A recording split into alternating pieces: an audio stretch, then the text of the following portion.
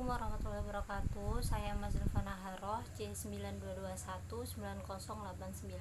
Di sini saya akan menjelaskan PPT saya mengenai prinsip-prinsip hukum ekonomi dan bisnis Islam. Pengertian hukum ekonomi dan bisnis Islam. Mengenai prinsip hukum ekonomi Islam, yaitu juga sebagai bagian dari fikih muamalah dan tentu saja juga berlaku pada hukum ekonomi syariah atau Islam yang kemudian juga mengacu pada prinsip-prinsip fikih muamalah.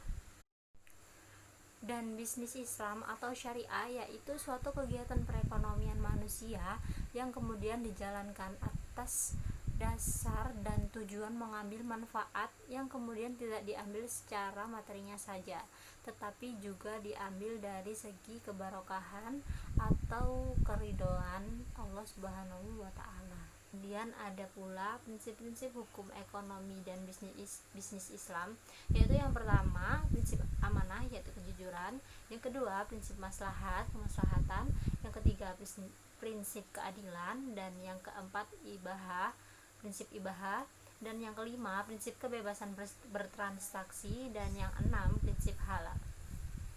Prinsip amanah yaitu berbagai aktivitas ekonomi yang selalu dirasakan atau dialami setiap orang atau semua masyarakat yang hidup. Amanah mestilah dilaksanakan atas dasar kepercayaan, jujur, dan bertanggung jawab atas apa yang diamanatkan. Contoh, bumi ini beserta isinya juga merupakan amanah dari Allah Subhanahu wa taala yang kemudian ditugaskan mengelola dan memakmurkannya sesuai dengan amanah milik mutlak. Jadi manusia wajib menjaga dunia ini, menjaga dalam artian merawat dan tidak merusak apa yang diciptakan atau dititipkan dari Allah Subhanahu wa taala. Kemudian prinsip maslahat adalah sesuatu yang ditunjukkan oleh dalil hukum tertentu yang kemudian membenarkan atau membatalkan segala tindakan manusia untuk mencapai tujuannya, yaitu memelihara agama, jiwa, akal, harta benda, dan keturunan. Maslahat ini bersifat positif karena mempunyai dampak yang baik. Dalam maslahat bisa menimbulkan suatu kegiatan yang berkesinambungan antara satu orang dengan orang yang lain, mempererat tali silaturahmi yang dekat dalam aktivitas ekonomi, maka dari itu mestilah akan timbul suatu keadaan yang terpenuhi secara adil tanpa ada pihak yang dizalimi. Kemudian prinsip keadilan adalah terpenuhinya secara adil tanpa ada pihak yang dirugikan, dieksploitasi, atau dizalimi.